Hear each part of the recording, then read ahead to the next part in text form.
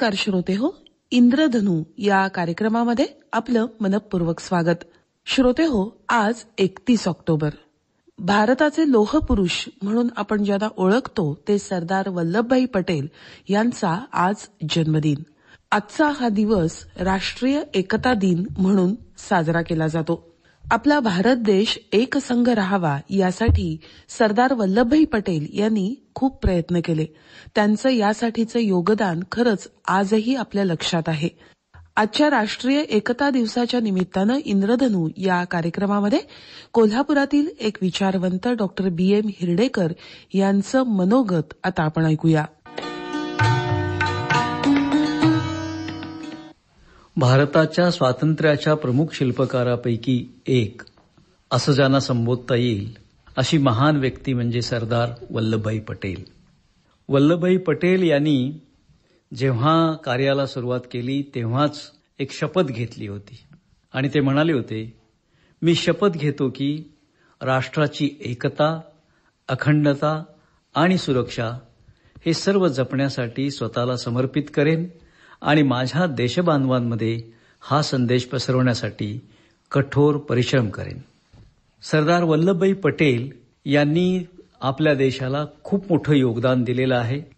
एक प्रखर देशभक्त, चतुर मुत्सद्दी, कठोर प्रशासक, गांधीजींना एकनिष्ठ म्हणून साथ देणारे पटेल, जिनांच्या भूमिकेला सडेतोड उत्तर देणारे पटेल, पहिल्या आक्रमणाच्या वेळी काश्मीर वाचवणारे पटेल, संस्थानांचे विलिनीकरण करून दूरदर्शी आपली एक वेगळी लोकोत्तर कामगिरी करणारे पटेल म्हणून सरदार वल्लभभाई पटेलांना ओळखलं जातं. स्वच्छ चारित्र्य, सामर्थ्यशाली एकसंध भारत उभा करणे हेच आपले जीवित कार्य आहे असं समजून कार्याला सुरुवात करणारी ही व्यक्ती. अतिशय कणखर, करारी, निष्णात वकील, धारदार बुद्धिमत्ता या सगळ्या गोष्टी त्यांच्या अंगी होता. शेतकरी कुटुंबात जन्मलेली ही व्यक्ती बराच काळ शेतकऱ्यांच्या प्रेमात राहिली, शेतकऱ्यांच्या लढ्यासाठी उभी राहिली, जनसामान्यांच्या लढ्यासाठी उभी राहिली, कामगारांच्या लढ्यासाठी उभी राहिली. पण शेतकरी कुटुंबात जन्म घेऊन सुद्धा हुशार असल्यामुळे, बुद्धी चांगली असल्यामुळे त्यांनी लवकरात लवकर आपण पुढे जाऊन खूप काही शिकायचं म्हणून ठरवलं आणि मग पुढे जाऊन त्यांनी कायद्याची पदवी घेतली. त्यापुढे जाऊन ते बॅरिस्टर झाले. बॅरिस्टर होण्याचं त्यांचं स्वप्न होतं. या सगळ्या प्रवासामध्ये आपण स्वतः बदलायचं आहे हा एक विचार आणि आपल्या अवतीभोवती असलेले जे शेतकरी आहेत, कष्टकरी आहेत, त्यांच्यासाठी काहीतरी करायचं आहे असं म्हणून त्यांची वाटचाल सुरू झाली. खरं तर देशाला अशा प्रकारचा माणूस मिळणं ही खूप मोठी मोलाची गोष्ट आहे. त्याचं कारण असं की या माणसाकडे सर्व प्रकारची कौशल्य होती. संघटन कौशल्य होतं, धैर्य होतं, ठामपणा होता, देशाशी एकनिष्ठ होते, ते एक विशिष्ट निर्धार होता, वक्तृत्व अमोघ होतं, काही वेळा जादुई व्यक्तिमत्व म्हणूनही त्यांना ओळखलं जायचं. म्हणजे त्यांच्याबाबत एक पुस्तक आहे, फिलिप मॅसन नावाच्या माणसाने लिहिलेलं. ते पुस्तक आपल्या the main who ruled India अशा नावाचं पुस्तक आहे ते. त्याच्यात फिलिप मॅसन म्हणतात की एका बाजूला आपण त्यांच्या त्यावेळचे समकालीन आपण नेहरूंच्याबद्दल विचार करतो, आपण गांधीजींच्याबद्दल विचार करतो, पण मॅसन म्हणतात Nehru was really idealist, no problem, but Patel was pragmatist. Patel एक अत्यंत व्यवहारी, प्रश्न सोडवणारे, विशिष्ट कार्य तडीस नेणारे अशा प्रकारचं व्यक्तिमत्व होतं. असं हे व्यक्तिमत्व भारताला लाभलं आणि पुढे ते नेहरूंच्या बरोबरीनं त्याच्या अगोदरच ते गांधीजींच्या संपर्कात आले. सुरुवातीला गांधीजींच्याबद्दलही त्यांच्या मनात अजून काय आपण त्यांच्यावर अभ्यास करायचा असे विचार होते, पण त्यांच्या संपर्कात आल्यापासून त्यांची संपूर्ण व्यक्तिमत्व बदलले आणि मग त्यांनी ठरवलं की आपण गांधीजींच्या विचाराने पुढे जायचं. अर्थात गांधीजींचे विचार आणि त्यांचे विचार हे जुळतच होते असे नव्हे, परंतु गांधीजींनी देश स्वतंत्र करायचा ठरवलेला आहे. या देशातील लोकांना, या देशातील पददलितांना, या देशातील शेतकऱ्यांना, या देशातील कर्मचाऱ्यांना, कामगारांना ब्रिटिशांच्या जोखडातून मुक्त करायचा असं ठरवलंय. त्यांच्या त्या स्वप्नाला आपण साथ द्यायची. या ध्येयाने ते भारून पुढे त्यांनी वाटचाल सुरू केली. या दरम्यानच त्यांनी परदेशात जाऊन अतिशय कठीण अशा प्रकारची बॅरिस्टर ही पदवी त्यांनी प्राप्त केली आणि वकिलीला सुरुवात केली. मुळातच प्रगल्भ बुद्धीचा हा विद्यार्थी, हा तरुण, शाळेत असल्यापासून बंडखोरी करणारा विद्यार्थी, शिकून आल्यानंतरही वेगवेगळ्या ठिकाणी वकिली करताना, विशेषतः अहमदाबाद न्यायालयामध्ये वकिली करताना, त्यांना मुंबई न्यायालयामध्ये वकिली करा म्हणून लोकांनी सांगितलं, पण ते म्हणाले नाही, माझ्या बांधवांना माझ्या प्रांतामध्ये मदत करायची आहे. तिथे वकिली करताना सुद्धा सडेतोडपणानं वागणं, स्पष्टपणाने वागणं ही एक त्यांची खासियत होती. एकदा तर त्यांनी आपल्या समोर असलेल्या न्यायाधीशांनाच सांगितलं, न्यायाधीश महोदय, मी आज आपल्यासमोर माझा प्रतिवाद करत नाही. आणि मग न्यायाधीशांनी त्यांना विचारलं, अहो असं काय म्हणताय, तुम्ही तर उभे राहिलेलात. ते म्हणाले, तुम्ही आज गाऊन घालून आलेला नाहीयेत. न्यायाधीशांनी गाऊन घालायला पाहिजे, हा प्रोटोकॉल आहे, ही रीत आहे. तुम्ही तो घातल्याशिवाय तुम्हाला मी न्यायाधीश कसा म्हणू आणि तुमच्यासमोर मी माझा प्रतिवाद, युक्तिवाद कसा मांडणार. आणि न्यायाधीशांना त्यावेळी तो गाऊन घालून पुन्हा बसावं लागेल. इतका स्पष्टवक्तेपणा, इतका सडेतोडपणा, इतकं धारिष्ट्य या माणसाकडे होतं. गांधीजींच्या बरोबरीनं ज्यावेळी त्यांची कामाला सुरुवात झाली, गांधीजी भारतामध्ये 1915ला परतले आणि त्यानंतर 16 मध्ये यांची मैत्री झाली. मैत्री झाली याचा अर्थ असा की जवळजवळ सरदार पटेलांनी गांधीजींना आपले गुरुच मानले. कारण आपला गुरु जे काही स्वप्न पाहतोय, भारताला स्वतंत्र करण्याचं स्वप्न पाहतोय, त्या स्वप्नाचा आपण भाग व्हायला पाहिजे. आणि आपली वकिली जरी कितीही चांगली चालली असली तरी त्या वकिलीचा उपयोग हा सामान्य माणसांसाठी व्हायला पाहिजे आणि देश स्वतंत्र होण्यासाठी आपण त्या चळवळीमध्ये उतरलं पाहिजे. 42व्या वर्षी ही झालेली गांधीजींची भेट आणि गांधीजींची 48 वर्षे, 5-6 वर्षाचं अंतर. पण त्याही वेळी त्याने असा विचार केला, वयाने माझ्यापेक्षा माझे गुरु किती मोठे आहेत हे महत्वाचं नाही, ज्यांना गुरु मानावं अशी व्यक्ती आपल्याला भेटते आणि मी गांधीजींचा शिष्य होणार. आणि मग गांधीजींचं इकडे झालेलं आगमन जे आहे त्याच्यानंतरच्या सर्व सत्याग्रहांच्या मध्ये सरदार वल्लभभाई पटेल अग्रभागी आहेत. सरदार वल्लभभाई पटेलांना गांधीजींचे उपसेनापती म्हणून संबोधलं जायचं. ते ज्यावेळी सत्याग्रहात काम करायचे, म्हणजे कोणताही सत्याग्रह असू दे, चंपारण्य लढा असू दे, खेडा सत्याग्रह असू दे, बारडोली सत्याग्रह असू दे, दांडी मार्च असू दे, या सर्व सत्याग्रहामध्ये जे सर्व काही नियोजन केलेलं आहे, हे सर्व काही कार्यान्वित करण्याचं, हे कार्यतळीस नेण्याचं, हा सत्याग्रह यशस्वी करण्याचं जे काम केलेलं आहे त्याचं सर्व नियोजन गांधीजींच्या पेक्षा जास्त पटेल करत असायचे. बारडोलीच्या सत्याग्रहामध्ये 1927चा सत्याग्रह होता, नोंदणी करण्यासारखा, ऐतिहासिक नोंद घेण्यासारखा. सरकारने अचानक शेतसारा वाढवलेला होता आणि सत्याग्रहात 87,000 शेतकरी उतरले होते. या एवढ्या मोठ्या संख्येने जमलेल्या शेतकऱ्यांना आता न्याय मिळेल की नाही अशा प्रकारची परिस्थिती होती. परंतु त्यावेळी सरदार वल्लभभाई पटेल यांनी केलेलं नियोजन आणि सरकारवर आणलेला दबाव हा इतका प्रचंड दबाव होता की 87,000 शेतकरी हे सत्याग्रही म्हणून शिस्तबद्ध रीतीने या सत्याग्रहात उतरलेले होते. आणि हे पाहून जणू काय ही एक वेगळ्या प्रकारची क्रांती आहे असं म्हणून जगभरात या सत्याग्रहाची नोंद झाली. आणि मग त्यांना बारडोलीचे लेनिन, एका बाजूला निशस्त्र सेना आणि एका बाजूला ब्रिटिशांची सशस्त्र सेना, असा तो संघर्ष होता. पण त्याही संघर्षामध्ये एकाच वेळी गांधीजींची मूल्य आणि लेनिन यांची धडाडी एकसंध रूप तयार झालं आणि सरदार वल्लभभाई पटेलांनी 92 खेड्यातून जमलेले लोक, 18 विभागामध्ये विभागलेला हा संपूर्ण भाग, 87,000 सत्याग्रही आणि कितीतरी मैलाचा प्रवास करून आलेली ही सगळी मंडळी यांच्यामध्ये आणि सरकारमध्ये समझोता घडवून आणला. आणि तेव्हापासून तिथल्या शेतकऱ्यांनी आता तुम्हीच आमचे सरदार असा त्यांना किताब दिला. सामान्य शेतकऱ्यांनी दिलेला हा सरदार त्यांचा किताब आहे. तर सरदार अशासाठी त्यांनी मानलं कारण सरदारांच्याकडे असलेल्या या संपूर्ण ज्या त्यांच्या देशसेवेच्या, देशप्रेमाच्या, देशनिष्ठेच्या अशी जी सगळी गुणवैशिष्ट्ये होती त्यांचा प्रभाव या सगळ्या शेतकऱ्यांच्यावरती होता. खेडा सत्याग्रहामध्ये सुद्धा उपसेनापती म्हणूनच पुढे आले. म्हणजे शिस्तबद्ध अहिंसक पद्धतीने एक सत्याग्रही लोकांची फौज उभी करायची आणि ब्रिटिश साम्राज्याला आव्हान द्यायचं, अशा प्रकारचा कायमपणीचा निर्धार ते करत राहिले. देशाच्या एकूण सगळ्या या वाटचालीमध्ये नेहरू, गांधी आणि पटेल ह्या 3 व्यक्तींचं खूप मोठं काम आहे. आणि या कामातून त्यांनी अनेक प्रकारची एक आपली इमेज ही देशांतर्गत आणि देशाबाहेर सुद्धा निर्माण केली. जे 1875चा जन्म आणि 40-42 वर्षी त्यांना मिळालेली गांधीजींचं मार्गदर्शन, म्हणजे 30-35 वर्षाच्या कारकिर्दीत एखादी व्यक्ती झोकून देऊन देशाला पारतंत्र्यातून मुक्त करण्यासाठी, स्वतंत्र देश करण्यासाठी अखंड काम करणारी ही व्यक्ती कोणत्या उच्च स्तराला जाऊ शकते. म्हणजे पहिल्या मंत्रिमंडळामध्ये वल्लभभाई पटेलांना उपपंतप्रधान पद देण्यात आलं, त्याच्याबरोबरच गृहमंत्री पद देण्यात आलं, त्याच्याबरोबरच नभोवाणी मंत्रालयाचं पद देण्यात आलं, त्याच्याबरोबरच आणखीन काही पदं त्यांना दिली.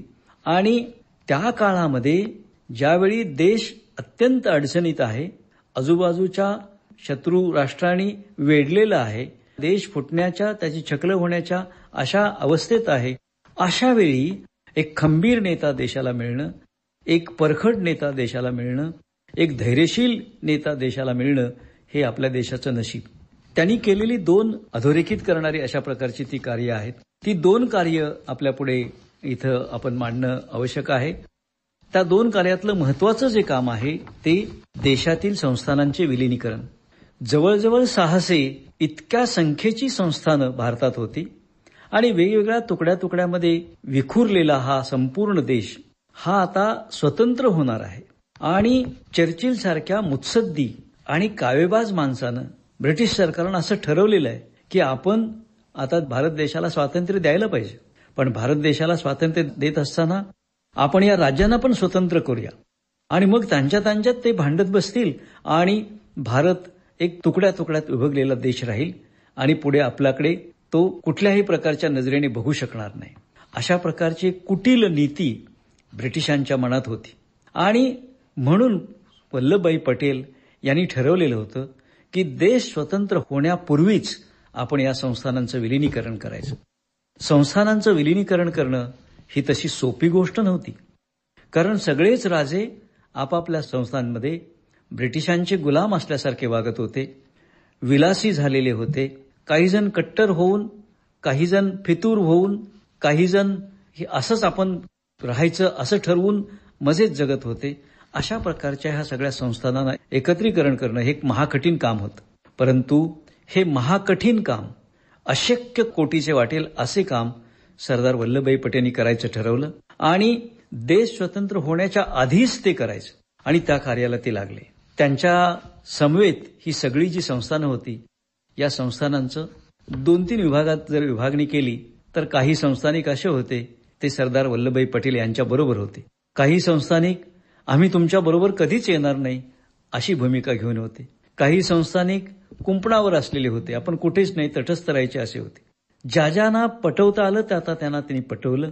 जे त्यांच्या बरोबर होते त्यांना आणखीन त्यांनी प्रेरित केलं आणि जे त्यांच्या बरोबर येणार नाहीत त्यांना त्यांनी समजून सांगितलं, एकदा का जर तुम्ही भारताचे नागरिक झालात, भारतामध्ये विलीन झालात तर आम्ही तुमचे पालक आहोत. ब्रिटिश सरकार तुम्हाला तुमचं पालकत्व करतंय असं सांगतंय, परंतु ते तुमचं पालकत्व नाही. तुम्ही त्यांना मित्र मानता, ते तुमचे मित्र नाहीत. ते असलीच मैत्री तर कोल्हा आणि सिंह यांची मैत्री आहे, केव्हा तरी तुम्हाला ते खाऊन टाकतील. पटेल वेगवेगळ्या ठिकाणी ज्यावेळी अशा प्रकारची भाषणं करायचे त्यावेळी या सगळ्या राजांना पटवून द्यायचे, जनतेला पटवून द्यायचे ब्रिटिश कसे आहेत, किती कावेबाज आहेत. ब्रिटिश आमदानीमध्ये अनेक अशा प्रकारचे जे व्हाईसराय होते, जे गव्हर्नर होते, जे अधिकारी होते, त्यांना सडेतोड बोलणारा भारतातला एकमेव नेता, त्यांना सुनावणारा असा एकमेव नेता म्हणजे वल्लभभाई पटेल. कोणत्याही अधिकाऱ्याची भीडभाड न मानता ते स्पष्टपणे त्यांना सांगत असत, तुम्ही हे जे करताय ते चुकीचं करताय. अशा एका विचित्र परिस्थितीतून पुढे जात ह्या सगळ्या संस्थानांना एकत्रीकरण करण्याचं त्यांचं मोठं काम. त्यातूनही काही जण शेवटपर्यंत जे राहिले, जे सामदाम, जे व्यवहारवाद, समझोता, म्हणजे काही वेळा वल्लभभाई पटेलांना जर्मनीच्या बिस्मार्कचं उदाहरण दिलं जातं. बिस्मार्क हा एक मुत्सद्दी, कर्तव्य कठोर अशा प्रकारचा आणि काही अंशी क्रूर, धूर्त अशा प्रकारचा नेता होता. पण ते क्रौर्य सरदार पटेलांनी आपल्यामध्ये येऊ दिलं नाही. हे आपले लोक आहेत, आपण लोकांना समजावून सांगायचं, समझोता करायचा, ब्रिटिशांना पण समजावून सांगायचं आणि या लोकांना आपल्या मुख्य प्रवाहात आणायचं. अशा चांगल्या विचाराने पटेलांनी हे विलिनीकरण केलं. त्यातल्या काही संस्थांनी त्यांना शेवटपर्यंत त्रास दिला. त्यामध्ये भोपाळचे नवाब असतील, जुनागडचे राजे असतील, काश्मीर असेल, हैदराबादचे निजाम असतील, या सर्वांनी शेवटपर्यंत त्रास दिला. पण शेवटपर्यंत सामदाम दंडभेद म्हणून हैदराबादमध्ये भारतीय लष्कर पटेलांनी घुसवलं आणि लष्कराच्या कारवाईनंतर 108 तास चाललेली ही जी कारवाई, 3-4 दिवसाची कारवाई यशस्वी करून निजामांचं हैदराबाद संस्थान सुद्धा यात विलिनीकरण झालं. हे देशातील संस्थानांचे विलिनीकरण ही वल्लभभाई पटेलांची देशाला मिळालेली खूप मोठी देणगी आहे. कारण 565 संस्थानं असलेला असा देश जगात कुठेही नाही. एवढ्या सगळ्या भिन्न जातीच्या, भिन्न धर्माच्या लहरी आणि मिजासी राजांना, संस्थानिकांना एकत्र आणून या देशाला एकसंध करणं ही एक महान कामगिरी, लोकोत्तर कामगिरी या माणसानं केलेली आहे. आणि दुसरी महत्वाची गोष्ट जी मला वाटते, इतरांनाही वाटत असेल, आपण आता स्वतंत्र झालो, पण एवढ्या सगळ्या राजांना, एवढ्या सगळ्या संस्थानांना विलिनीकरण केल्यानंतर हा देश आपण कसा चालवायचा? या देशाला एक प्रशासन पाहिजे. वल्लभभाई स्वतः उत्तम प्रशासक होते, कठोर प्रशासक होते, न्यायबुद्धी असलेले प्रशासक होते. आणि म्हणून त्यांनी ठरवलं की आजवर या ICS म्हणजे इंडियन सिव्हिल सर्व्हिस जी आहे ही ब्रिटिशांनी केलेली सिव्हिल सर्व्हिस आहे. आणि त्यांना जसं जुलमी राजवट करायला आपण म्हणतो ते सिद्ध करण्यासाठी त्यांनी केलेली बैठक आहे ती आपण मोडून टाकायची आणि आपण इंडियन ॲडमिनिस्ट्रेटिव्ह सर्व्हिस, आपली सेवा तयार करायची. आणि त्याच्यामध्ये जिल्ह्याचे प्रमुख असतील, IAS असतील, IPS असतील, अशा अनेक प्रकारच्या सेवा तयार करायच्या. आज त्या सेंट्रल सर्व्हिसेस म्हणून 20-22 सर्व्हिसेस वेगळ्या प्रकारच्या आहेत. आणि त्याला जसं त्यांना आयर्न मॅन म्हणत होते, पोलादी पुरुष म्हणत होते, तसं ही सुद्धा एक पोलादी चौकट झाली, स्टील फ्रेम झाली. आणि आज भारत देशामध्ये या सगळ्या घालून दिलेल्या IAS केडरच्या लोकांची जी एक पोलादी स्टील फ्रेम आहे, चौकट आहे, त्या चौकटीमध्ये देश चाललेला आहे. याचं सर्वात मोठं श्रेय हे सरदार पटेलांना जातं. सरदार पटेलांची देशासाठी ही खूप मोठी देणगी आहे. संस्थानांचं विलिनीकरण हा तर जगाच्या इतिहासातला एक मोठी घटना आहे. आणि त्यानंतरची ही प्रशासनाची पोलादी चौकट आणि त्यानंतर आणखीनही कामं. परंतु या सगळ्या प्रवासामध्ये नेहरू, गांधी आणि पटेल ते उपपंतप्रधान असताना, गृहमंत्री असताना त्यांनी कायम सातत्याने गांधीजींना गुरु मानलं. काही वेळा तुरुंगात असताना, एकत्र तुरुंगात काही ठिकाणी ते होते, तर त्यांनी आईप्रमाणे नेहरूंनी गांधींची सेवा केलेली आहे. एका बाजूला मातृहृदयी होऊन अशा एका थोर माणसाची सेवा करायचं आणि प्रसंगी त्यांचं काही पटलं नाही तर त्यांच्या भूमिकेवर टीका करायची आणि मी या दिशेने जाणार आहे, मला जाऊ द्या म्हणून त्यांचा आदेश घेऊन पुढे जायचं. अशा पद्धतीनं त्यांनी काम केलं. नेहरूंचा आदर्शवाद आणि पटेलांचा व्यवहारवाद आणि कणखरपणा यामुळे आज हा देश उभा आहे. गांधीजींची जी सत्याग्रहाची भूमिका आणि गांधीजींचा स्वातंत्र्यासाठीचा लढा, या अशा सर्व थोर माणसांनी हा देश मोठा केलेला आहे. याच्यामध्ये सरदार वल्लभभाई पटेल भारताचा पोलादी पुरुष म्हणून त्यांनी जी भूमिका बजावली आहे त्याला तोड नाही आणि त्यांच्या स्मृती या भारतीयांनी कायम जपल्या पाहिजेत. असं नेतृत्व देशाला ज्यावेळी लाभतं त्यावेळी देश उभा राहतो, देश एकसंध राहतो, देशातले लोक देशाशी एकनिष्ठ राहतात आणि त्याची पुढे प्रगती होत राहते. श्रोते हो, राष्ट्रीय एकता दिवसानिमित्त डॉक्टर BM हिरडेकर यांचं मनोगत आत्ताच आपण ऐकलंत.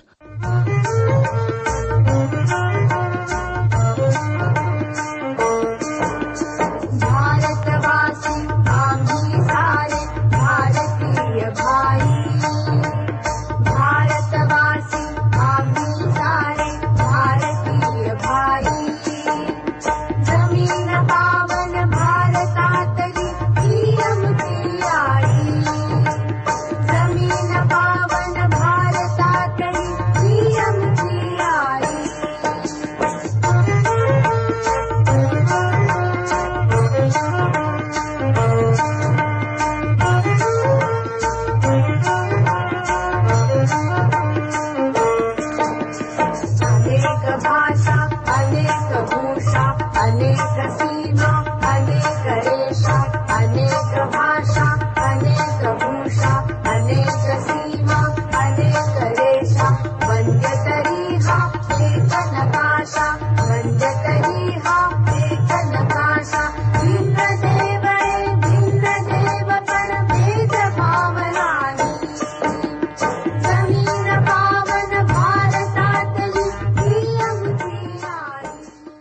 इंद्रधनु हा कार्यक्रम श्रोते हो आपण ऐकत आहात आकाशवाणीच्या कोल्हापूर केंद्रावरून. श्रोते हो, विविधतेतून एकता हे आपल्या भारत देशाचं वैशिष्ट्य. प्रांत, भाषा, वेश या सगळ्यांमध्येच आपल्याकडे विविधता आढळते, पण तरी सुद्धा आपला भारत देश एकसंघ आहे आणि तो असा राहावा यासाठी सरदार वल्लभभाई पटेल यांनी प्रयत्न केलेले होते. आज राष्ट्रीय एकता दिवस. या निमित्तानं आणखी एक मनोगत आता आपण ऐकणार आहोत प्रमोद देशपांडे यांचं. ऐकूया. श्रोते हो, नमस्कार. आज आपल्या राष्ट्रीय जीवनातील एक विशेष दिवस आहे. 31 ऑक्टोबर राष्ट्रीय एकता दिन. हा दिवस त्या महान व्यक्तिमत्वाच्या जयंतीनिमित्त साजरा केला जातो ज्यांनी आपल्या देशाला स्वातंत्र्य मिळाल्यानंतर भारताची अखंडता स्थापित करण्यासाठी विलक्षण दूरदृष्टी, अदम्य साहस आणि पोलादी सामर्थ्य दाखवलं. ते महान व्यक्तिमत्व म्हणजे भारताचे लोहपुरुष सरदार वल्लभभाई पटेल. आजच्या दिवसाच्या औचित्याने देशभरात शाळा, महाविद्यालय आणि सरकारी संस्थांमध्ये रन फॉर युनिटी मॅरेथॉन आणि जनजागृतीचे कार्यक्रम आयोजित केले जातात. हे कार्यक्रम आपल्याला एकतेचं महत्त्व आणि सामूहिक शक्तीची जाणीव करून देतात. सरदार पटेल म्हणत असत, जेव्हा मनुष्यबळ सुव्यवस्थितपणे एकत्रित होतं तेव्हा त्यात आध्यात्मिक शक्ती येते. हे सरदार वचन आजही आपल्या राष्ट्रीय अस्तित्वाचं मूलभूत अधिष्ठान आहे. आजचा एकता दिवस आणखी विशेष यासाठी आहे की आज सरदार पटेल यांची शतकोत्तर सुवर्ण महोत्सवी जयंती आहे. 31 ऑक्टोबर 1875 रोजी गुजरातमधील नडियादमध्ये जन्मलेले वल्लभभाई पटेल वकिलीच्या क्षेत्रात अत्यंत यशस्वी झाले. परंतु महात्मा गांधींच्या प्रेरणेनं त्यांनी आपल्या व्यावसायिक कारकिर्दीचा आणि त्यात दडलेल्या वैयक्तिक यशाचा त्याग करून देशसेवेचा मार्ग स्वीकारला. सार्वजनिक जीवनात येताच सन 1918 मध्ये गांधीजींनी त्यांच्यावर खेडा सत्याग्रहाचं नेतृत्व करण्याची जबाबदारी सोपवली. तिथूनच लोकनेते पटेल यांचा राष्ट्रीय प्रवास सुरू झाला. एक असा प्रवास जो लोकसेवा, आत्मत्याग आणि राष्ट्रभक्तीने उजळलेला होता. खेडा सत्याग्रह असो किंवा बारदौलीचा ऐतिहासिक शेतकरी लढा, प्रत्येक ठिकाणी त्यांनी लोकांमधील धैर्य आणि संघटन शक्ती जागवली. त्यामुळेच त्यांना सरदार ही उपाधी लाभली. 1924 मध्ये अहमदाबाद नगरपालिकेचे अध्यक्ष झाल्यावर त्यांनी शहरातील सांडपाण्याच्या निर्गतीची व्यवस्था, स्वच्छता, पाणीपुरवठा या सेवांमध्ये सुधारणा केली. आपल्या हातात झाडू घेऊन त्यांनी हरिजन वस्तीत जाऊन स्वच्छता केली. या निमित्तानं अध्यक्षातील लोकनेत्याचं दर्शन जनतेस घडलं. सरदार पटेल यांनी भारतासाठी केलेलं योगदान अनन्यसाधारण आहे. स्वातंत्र्यानंतरचा भारत 560हून अधिक संस्थानात तसेच वेगवेगळ्या सत्ता आणि हितसंबंधांनी विभागलेला होता. या प्रत्येक संस्थानाला त्यांनी कुशल मुत्सद्देगिरी आणि अढळ इच्छाशक्तीच्या बळावर भारतीय संघराज्यात विलीन केलं. त्यांच्या दृढ नेतृत्वामुळे आजचा अखंड भारत उभा राहू शकला. ही केवळ राजकीय कामगिरी नव्हती, तर एका राष्ट्रीय पुनर्जागरणाची गाथा होती. कारण एकता म्हणजे केवळ भौगोलिक सीमांचं एकत्रीकरण नव्हे, तर मनांची आणि हृदयांची सांगड घालणं आहे, अशी यामागची सरदारांची व्यापक धारणा होती. आपला देश विविधतेने नटलेला आहे. भाषा, प्रांत, संस्कृती, धर्म आणि परंपरा यातील वेगळेपण या विविधतेचं सौंदर्य आहे. शरीराच्या विविध अवयवांमधून वाहणारी चेतना जशी एक असते, तशी विविधतेमधील एकता हीच आपली खरी शक्ती आहे. एकतेचा अर्थ मतभेदांचा अभाव नव्हे, तर मतभेद असूनही परस्परांचा सन्मान राखून एकत्र चालणं होय. सरदार सांगतात, जात, पात, धर्म या भेदभावांनी आपल्याला मागं ओढायला नकोय. आपण सर्व भारत मातेची लेकरं आहोत. आज जागतिक पातळीवर विभाजन आणि संघर्ष वाढताना दिसतात. यामध्ये विविधतेचा आदर करणारी पटेलांची विचारधारा आपल्यासाठी दीपस्तंभाचं कार्य करू शकतं. 1942च्या भारत छोडो आंदोलनादरम्यान त्यांनी आवाहन केलं होतं, आपण आपसातील कलह आणि उच्च नीचतेचा भेदभाव दूर करून समानतेची भावना निर्माण केली पाहिजे. उपाशी लोकांना काम आणि दुर्बलांना अन्न दिलं पाहिजे. आपल्यातील वाद विसरायला पाहिजेत. त्यांचा हा संदेश आजही समाजात सामाजिक सौहार्द आणि सेवावृत्ती निर्माण करण्यासाठी मोलाचा आहे. हीच भावना आजच्या युवकांनीही अंगीकारली पाहिजे, कारण राष्ट्राची महानता जनतेच्या चारित्र्यावर अवलंबून असते.